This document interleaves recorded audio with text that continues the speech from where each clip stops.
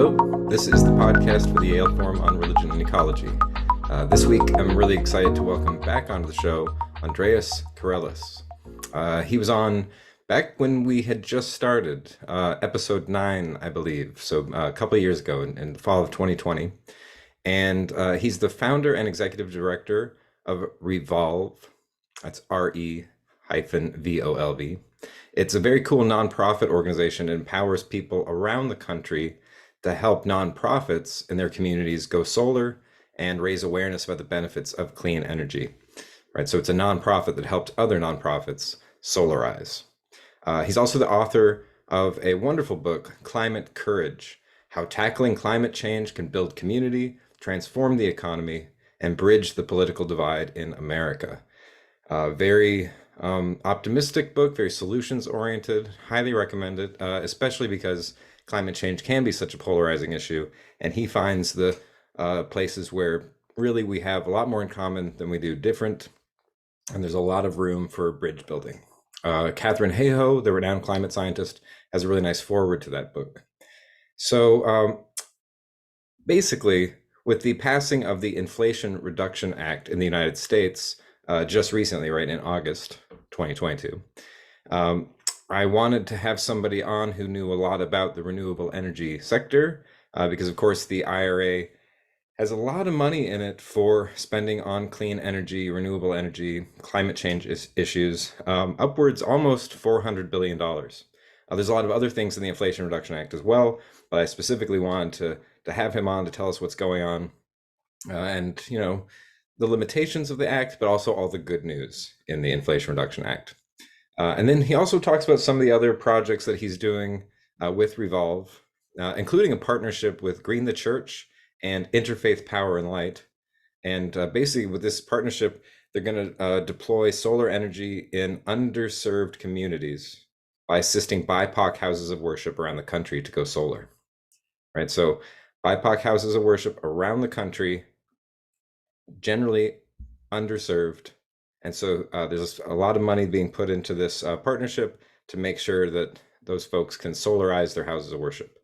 And of course, when some people go solar, other people in the community start to go solar too. Solar energy is contagious, as we'll hear from Andreas.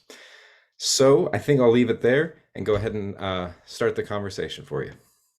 Andreas, I have to show a picture of the book, Climate Courage.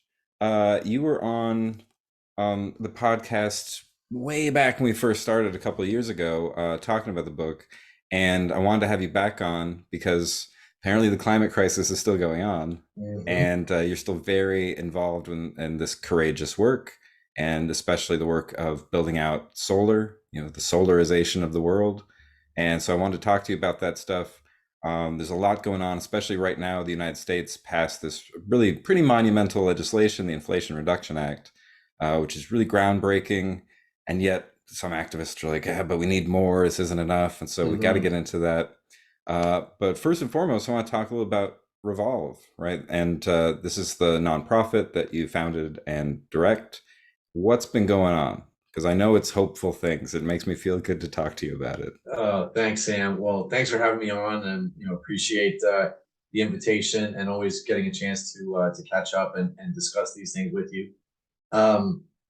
Yeah, RE-volv is doing very well, and we're excited about all the growth and excitement, particularly because of the Inflation Reduction Act, the IRA. There was a particular piece of that affects RE-volv directly and in a big way. So one of the main drivers of the bill for clean energy is a lot of money went into clean energy tax credits, and particularly for the solar industry, what's called the investment tax credit, or the ITC. Now, in the past, in order to sort of benefit from this ITC, you had to either have a big tax appetite yourself or partner with what's called a tax equity investor, who comes in and is basically able to use that tax credit themselves, and then you get some of that benefit. Now, to do that, it's a pretty cumbersome process, a ton of legal and sort of transactional costs that go into it, and it made it pretty prohibitive for most nonprofits in the United States. because nonprofits don't pay taxes, and their projects are often too small to go through all these hurdles to bring on tax equity investors. So the main driver for solar in the United States, this investment tax credit, which has been around for a number of years, has never really benefited nonprofits, and it's basically been a loophole.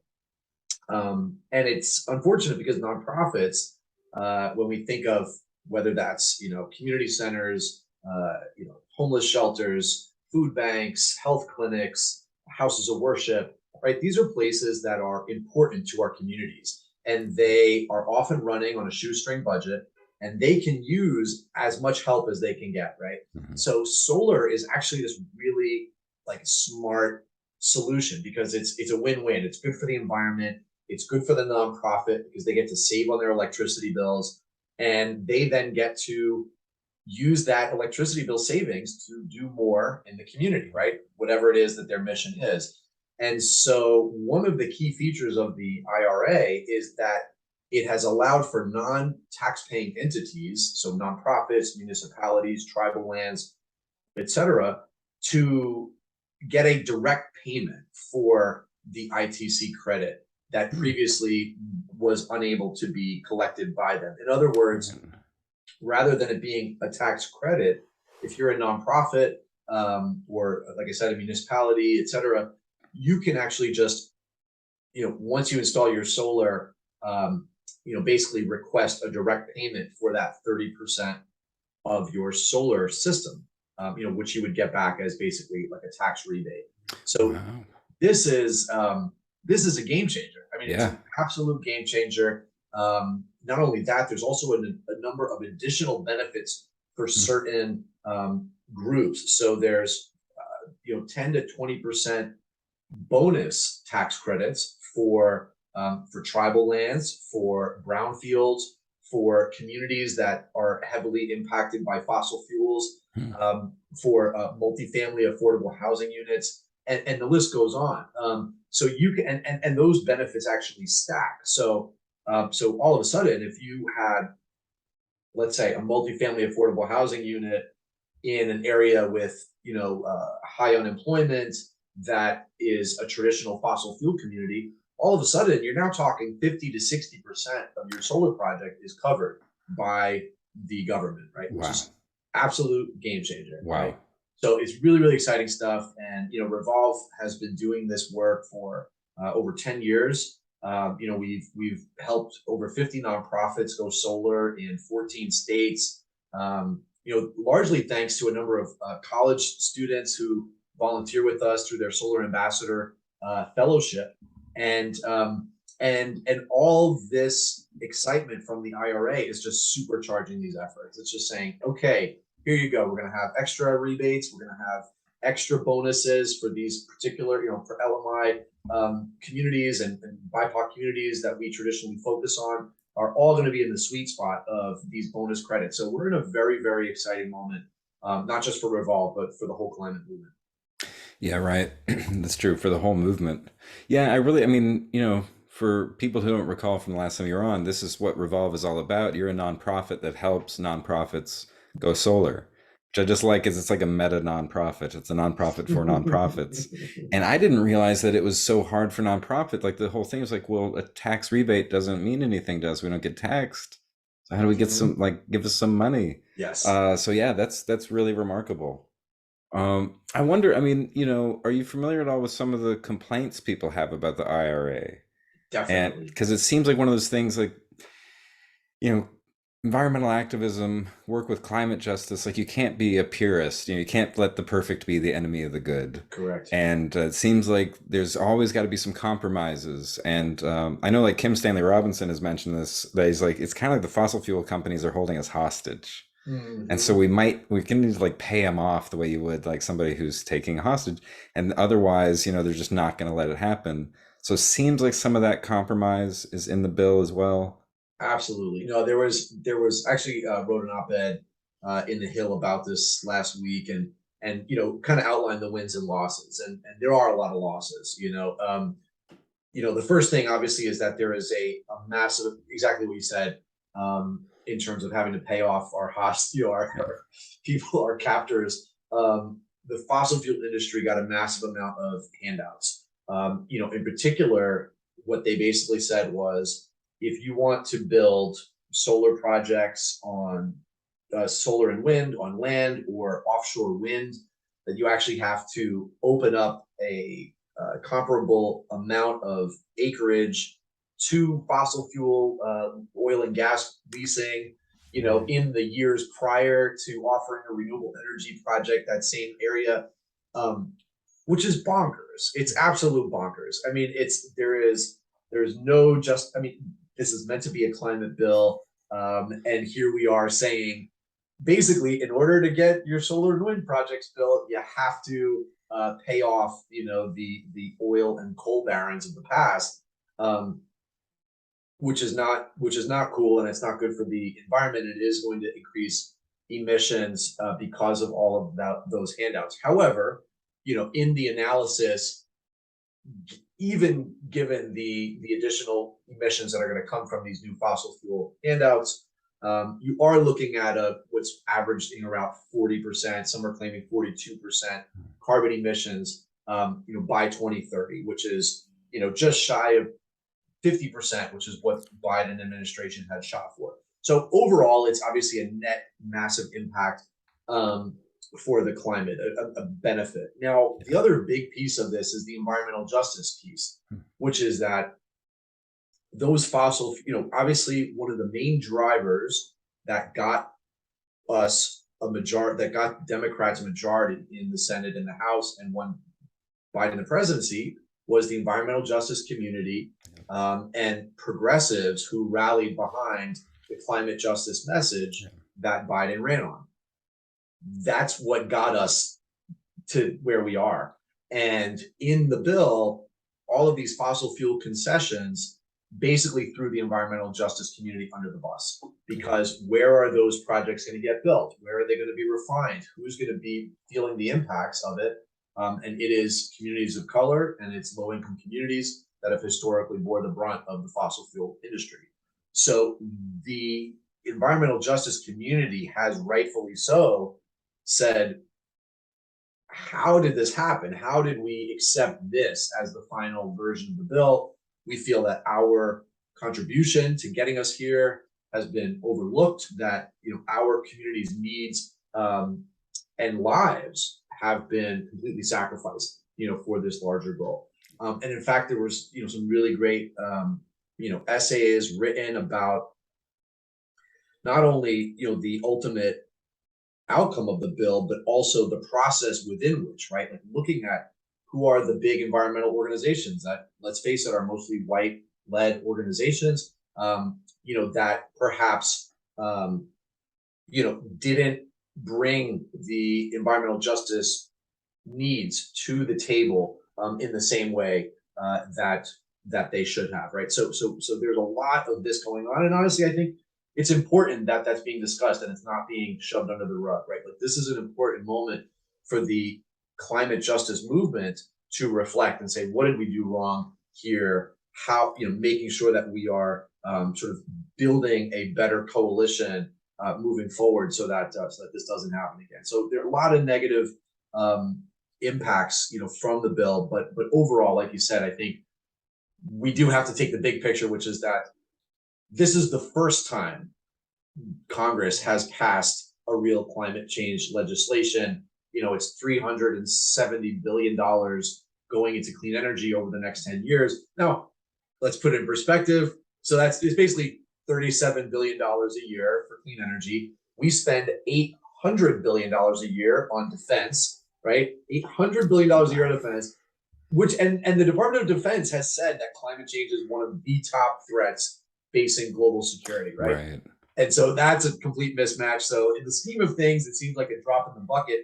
However, President LBJ, knew about climate, was the first president to sort of have a report put on his desk in the 60s that talks about climate change. So it's been over 50 years that our government has known about climate change and has done nothing, right? Like total goose egg. So again, this is just getting off the starting line, right? And it's good that we got off the starting line.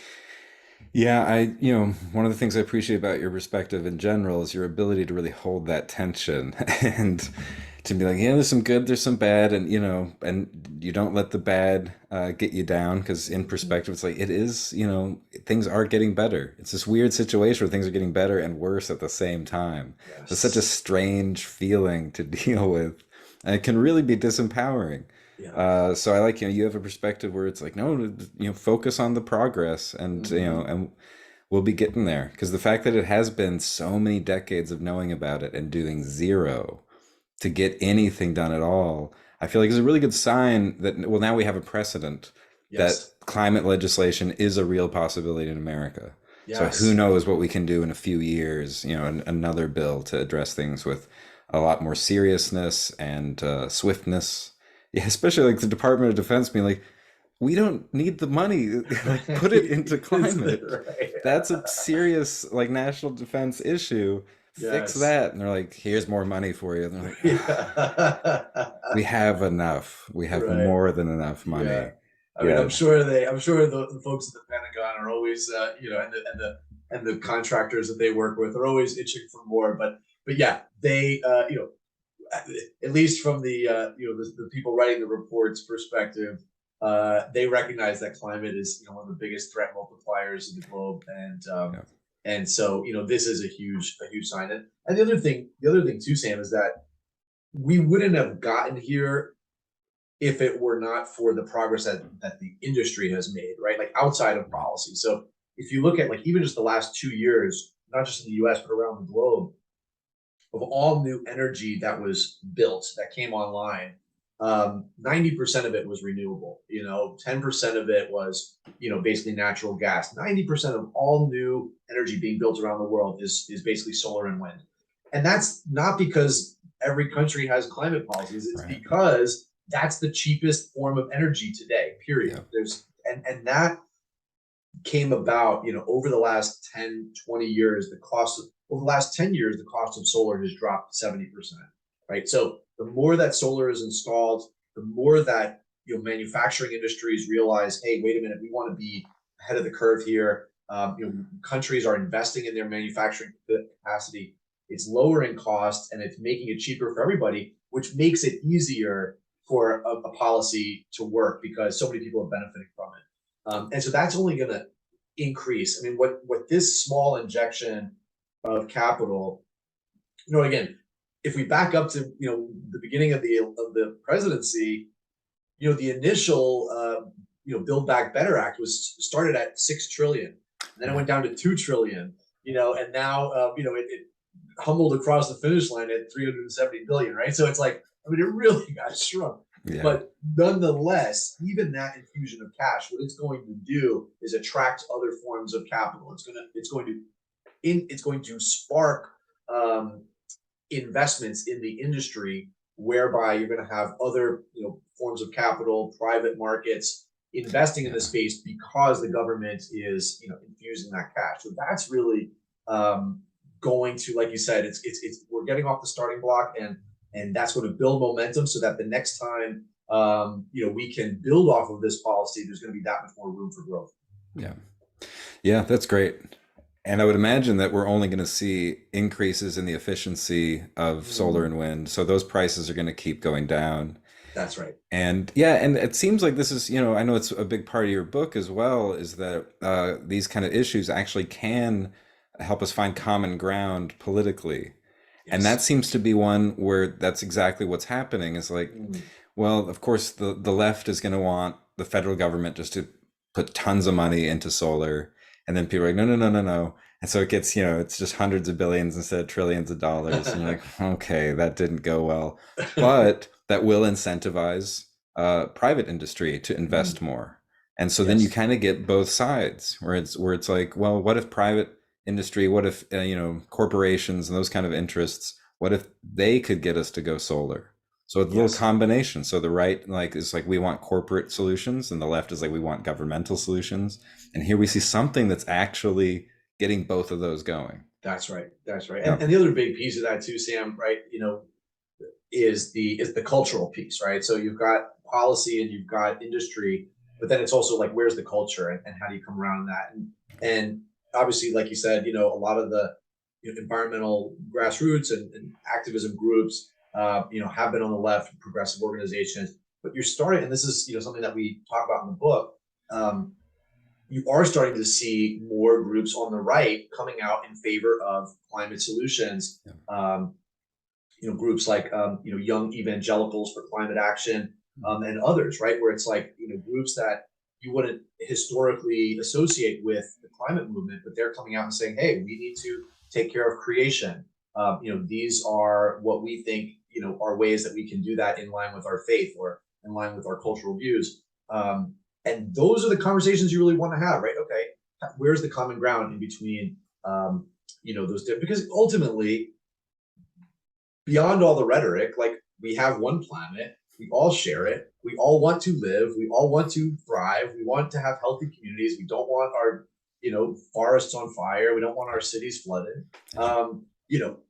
There is a common desire to keep the climate what it is, and so how do we bring those groups in? And a number of them that are popping up, young, old, although increasingly young. You're seeing a lot of younger Republicans actually, that get climate, being more vocal about it.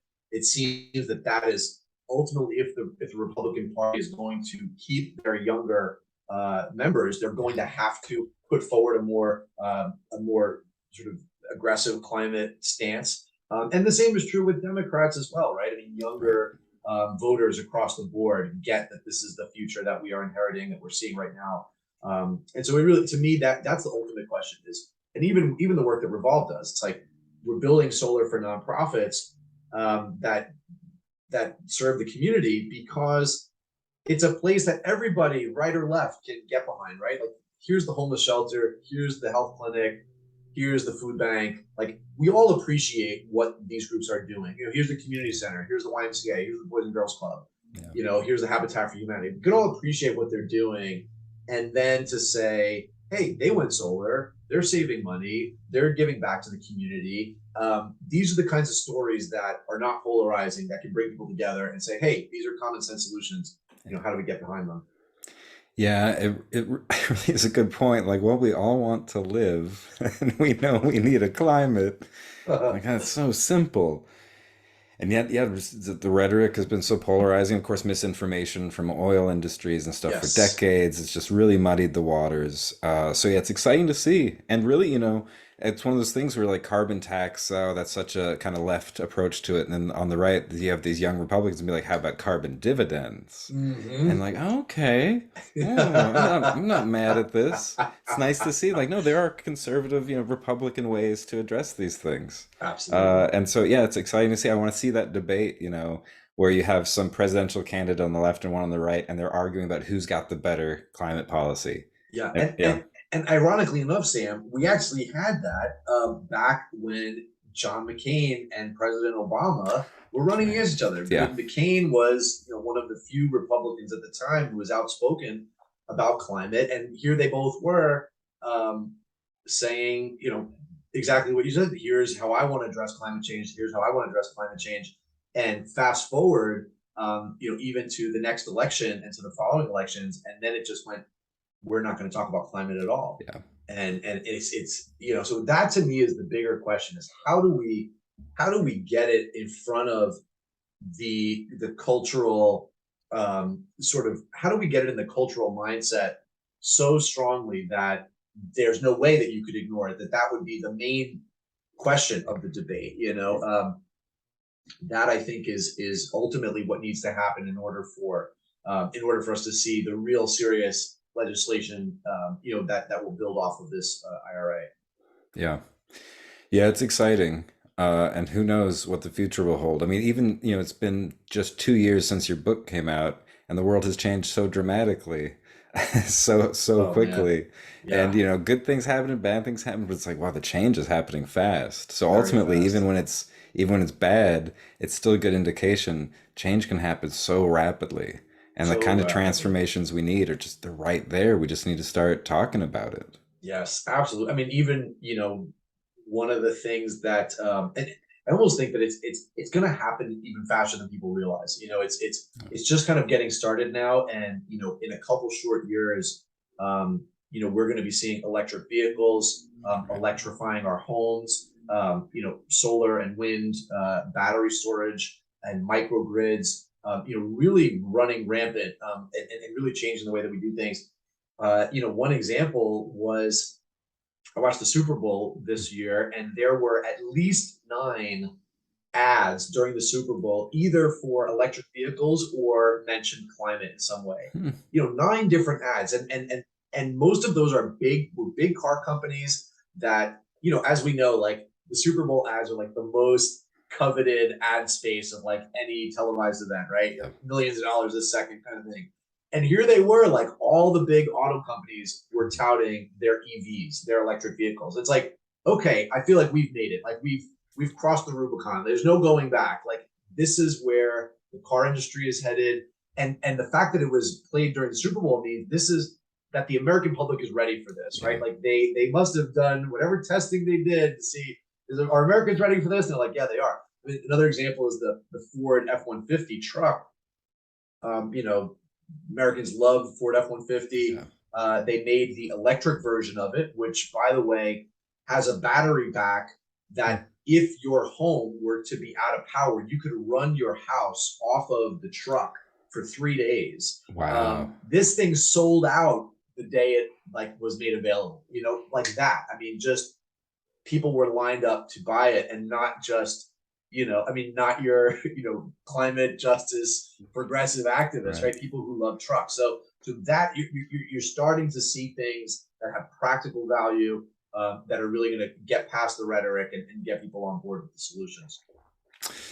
That's cool. I love the idea of running your house off of your vehicle. Right? That's so great. Especially, geez, with like in California, the kind of blackouts that we often have. That's such a good way to solve that problem. Like, don't worry, I have my Ford F-150.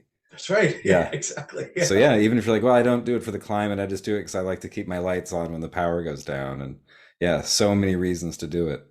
absolutely. And that's what we're seeing too. One of the exciting initiatives that we have going on with RE-volv right now is in partnership with the Department of Energy, and it is partnering with two organizations that we've long partnered with: Interfaith Power and Light and Green the Church. And the initiative that we're working on, it's part of the DOE's initiative called the Solar Energy Innovation Network, or SIGN. And we were one of 8 teams that were picked, and the teams are all focused on how do we make solar energy more equitably accessible? How do we make sure that solar can reach groups that are typically left out? And so, Right. so our focus is on BIPOC houses of worship across the country. Now, one of the key drivers, as you're describing, is this resiliency question. When Yeah. If there's an earthquake, if there's a flood, if we're in places like Texas where you've got these freak Yeah. storms that freeze over, and the grid goes down, Yeah. people are off the house of worship, the local congregation often serves as the place where people go. It's the Right. place where people congregate during a blackout, um, with or without power. So the ability of adding solar plus storage to these congregations so that they can have power during the blackout, so that they know, the next time power goes out, next time there's a big storm or a hurricane or earthquake, people can come to the congregation, and we can have, food, we can have, coffee, they can charge their phone, they can take a shower.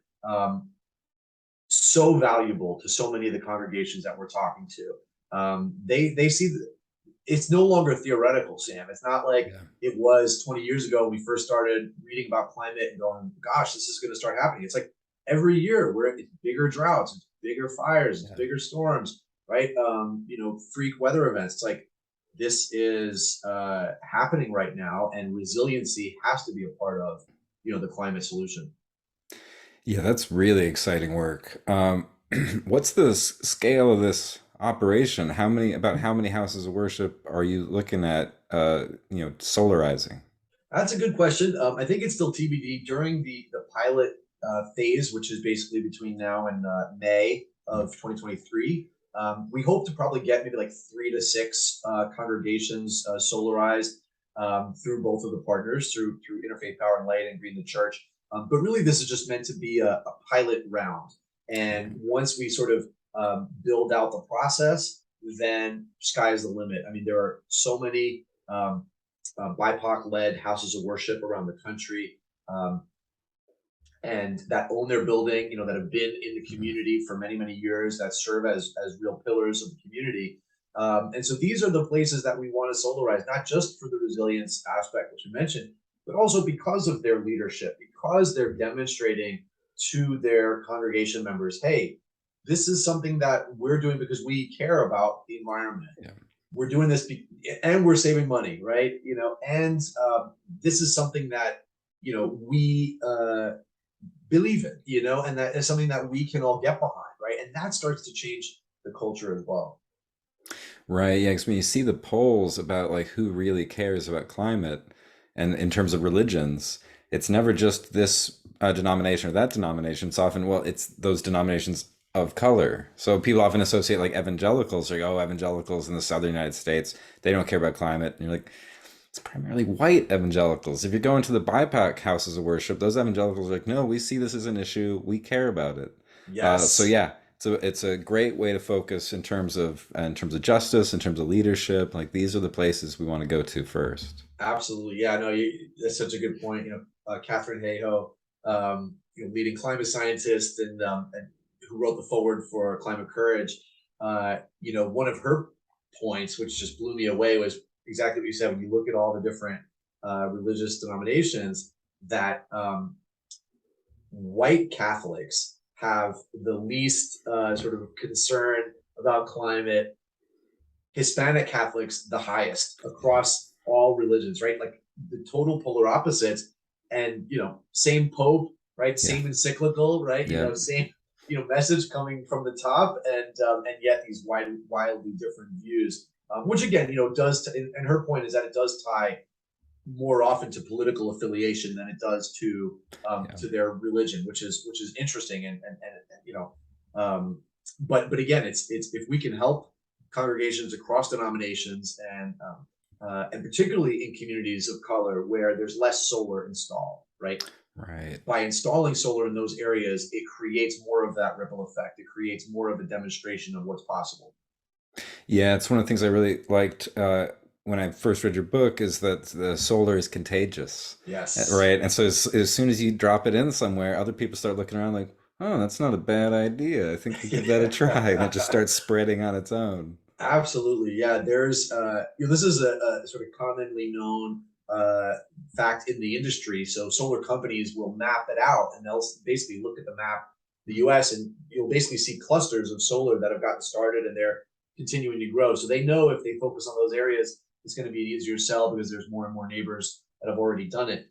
And there was a great study that came out a few years ago from Dan Kamen at UC Berkeley, and a couple of fellow authors from Tufts.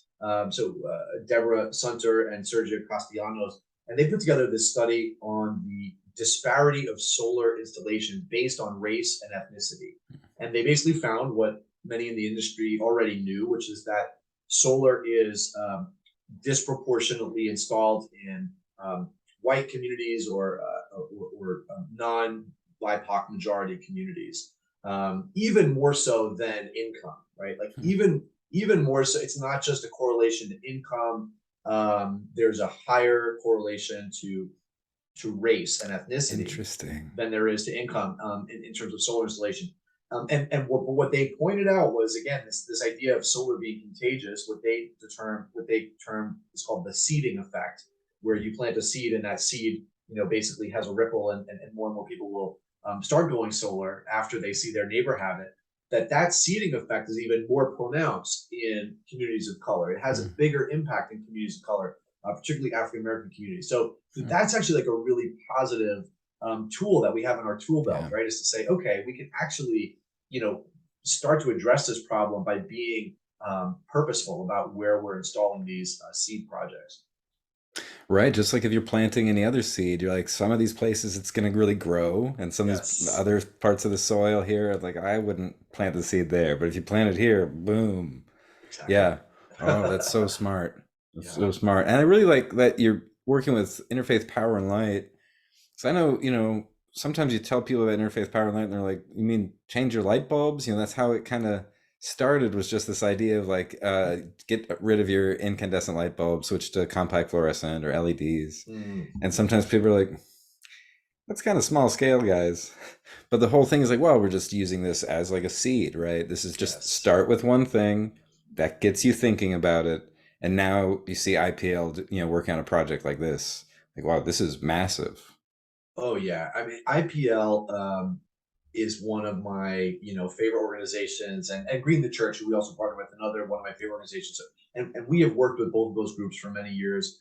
Have done a number of projects together before, but yeah, I mean IPL, they have state chapters. I think they have over 40 chapters, in the state chapters in the country. So they have I want to say over 40,000 congregations in the country that have signed up, to take this climate pledge.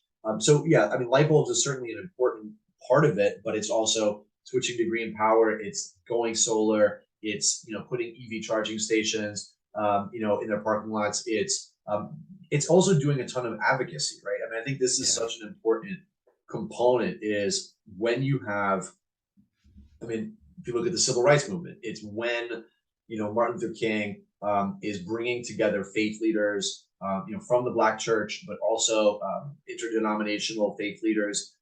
That's when it really becomes undeniable to the American conscience, right? It's Yeah. like this is how the faith community has determined this is a moral issue, right? And that's really the power that comes with that. So, you know, couldn't be more happy to be partnering with IPL and Green the Church. They have the relationships with the faith communities, and we just get to be a helper. We can help finance the solar systems. We can help you, put the pieces together. But they're really the ones who are making these things happen. Yeah, I mean that's an ideal kind of partnership. That's you have exactly the right people who are like, well, I do this, I could use somebody else who does this. You're like, well, we do that. Yeah. So yeah, no, it's super exciting.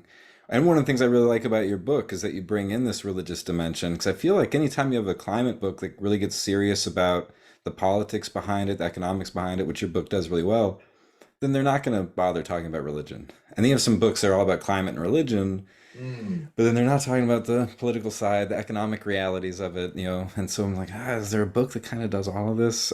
So that's, yeah, one of the reasons I keep assigning your book in classes. Thank you. I'm like, it's really hard to find a book that does all the things and doesn't have just the doom and gloom kind of. It Mm. seems like there's a whole genre of climate writing where people are just trying to outdo each other with how horrifying it Oh. is. They're like, oh, my vision's way darker than yours. Like, why It's is like that each so? Batman movie, right? It's like Yeah. it's darker and It's true.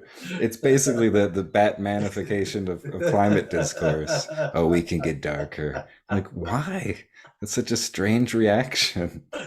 It is, and it's. I mean, it's tough because, well, I think there's a couple factors. I mean, one is, I think over the last 2 years, right, we've all experienced, what's now, referred to as like doom scrolling, right? It's Yeah. like, one thing after the other, the pandemic, the election, so many horrific things have happened that it's basically put us in this state of just, we're reading the news, we're looking at social media, and we're just bewildered and we're overwhelmed and we don't know how to, and that's the problem with it, is that we don't know how to act. We're just sort of observing and freaking out, right? And it's like that's and the truth is that, like, as dark as the climate reports are that are coming out, it's like that is the reality. Like, it Yeah. is pretty dark and it is pretty bleak.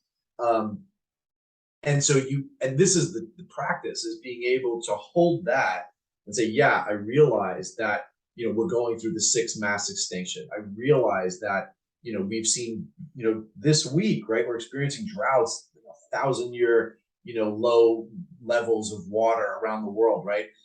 Floods, flooding cities. record heat. And it's only getting worse. Like, this is just the beginning of it. And that's absolutely terrifying. It's absolutely terrifying. And it is enough to stop us in our tracks and just, throw our hands up. But we can't, right? Like, we can't. This is not the time to stop and throw our hands up. This is the time to roll the sleeves up and say, okay, like, oh my goodness, like we are, I've heard this expression, and I think it's an important reminder. We are the first generation to experience the impacts of climate change and the last generation who has the ability to do anything about it, right? It's a window of time. It's a very short window of time. Basically the rest of this decade, we have to ramp up very quickly. And then the next 2 decades, we have to finish the job. And so that's all, people who are, our generation and the people who you teach, this is our life's work. The entire rest of life on planet Earth is counting on us over these next few decades getting it done. So there is no time to wallow. There's no time to just doom scroll. I mean, we obviously have to stay aware, and hopefully, there's a certain amount of that can motivate people to action. But it has to be focused on the gear of motivating to action, because if there's no action, then we're accepting this fate, right? This is sort of a preview, and it's like, here's the preview. If you don't get up and get it done in this short window, then it's going to be, a million times worse. So it's heavy. It's definitely heavy, and there's also something too, Sam, for like, what is and I think this is just getting started, but what does it mean for a culture to process this, right? Like, how do we process it? Like, yes, we need to take action, but also, how do we grieve? How do we, sort of work through these very difficult emotions, which is that we're watching the natural world break down in front of us. It's very, very difficult and complex, for sure. Yeah, and that's one of those things. Like a few years ago, you kind of heard some murmuring about eco anxiety and eco grief, and now so many articles coming out. I think the Oxford English Dictionary added eco anxiety as a term. So it's like this is really entering the lexicon in a powerful way and very quickly. So yeah, that does seem to be, where we're headed. I like, and one of your fundamental points is that courage is a virtue that we can use to get through this. And like, nothing wrong with hope. There's a lot of good stuff to say about hope. Yeah. But there's other virtues out there, and courage is a really good one, because it is that ability to act in the face of fear. Yeah. And to not shy away from your fear, but not let it push you to just wallow in despair. Right? And so it's like, we can acknowledge that we have these problems while not disempowering ourselves about it. But like you're saying, it's not the time to throw your hands up, it's time to roll your sleeves up. That's a good one. I'm definitely using that in the future. Awesome. That's a good way to put it.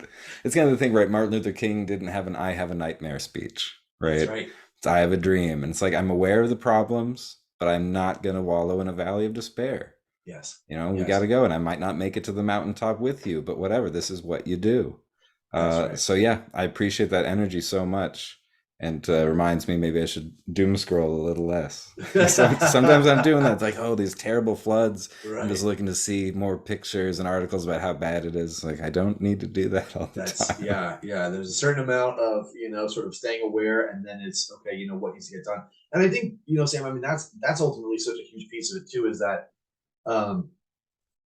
it's so there's such a gap of information, both in terms of what the problem is, how we can solve it, but then also, what are ways that people can get involved? What are actions that people can do? Right? Like, it's easy enough to say, well, yeah, we need to roll up our sleeves. But then it's like, and do what? Like, what do we need to do? And that's something that I think the climate movement really needs to think about. What we at RE-volv do is, we have our Solar Ambassador program, which is geared towards college students, although anybody can be a part of it.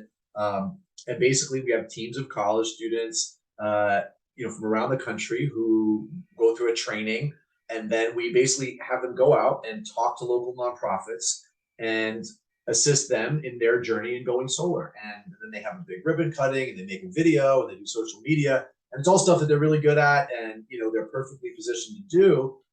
And again, we've had professionals do it, we've had retirees do it. We're hoping to get high school students to do it. So Mm. so there's a way where people can, now that's just one avenue, right? People can get involved in policy work, in advocacy work. People can get involved Yeah. even in just doing stuff at home, right? Like solarizing their home, getting an EV, electrifying their home. But to me, the big uh, area for work is at the community level, right? Yeah. Because you've got, what the environmental movement has typically described to us is do something to reduce your own individual footprint, right? Right. And this was actually a campaign, brought on by the fossil fuel Right. industry, and they were like, oh, well, let's just take the pressure off of us. And, Yeah. you should reduce your own footprint, bring a tote bag to the grocery store and, Right. forget about all the, drilling we're doing. And which is, of course, important to do, right? Like, the individual choices that we make do have a seeding effect. Yeah. They do have that ripple effect. And so it is important. And then there's obviously the big policy efforts, which, the climate justice movement did a phenomenal job at working for years and years and years to get the IRA over the finish line. And they deserve a huge, debt of gratitude for that. But again, not everybody can be involved in those deep discussions and movements, right? So it's like, so where can we really take action? And to me, it comes down to the community level, right? Like, because when we're working with other community members, then it can feel like, oh, this isn't all on my shoulders as an individual.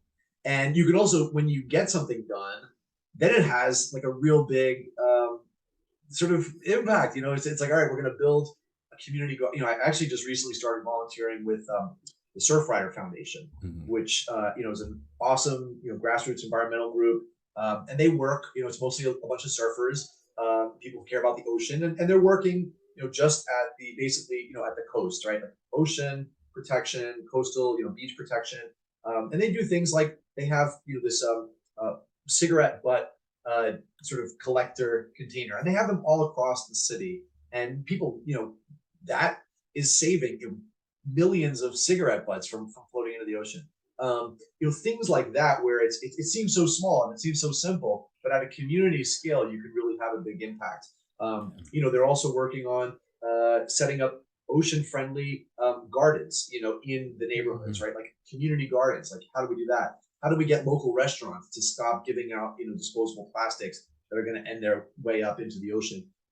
So when you look at, or that could also be like we were talking about, setting up, groups that set up bike lanes, in the city, or that advocate for public transit, right? And making cities more friendly and walkable and livable.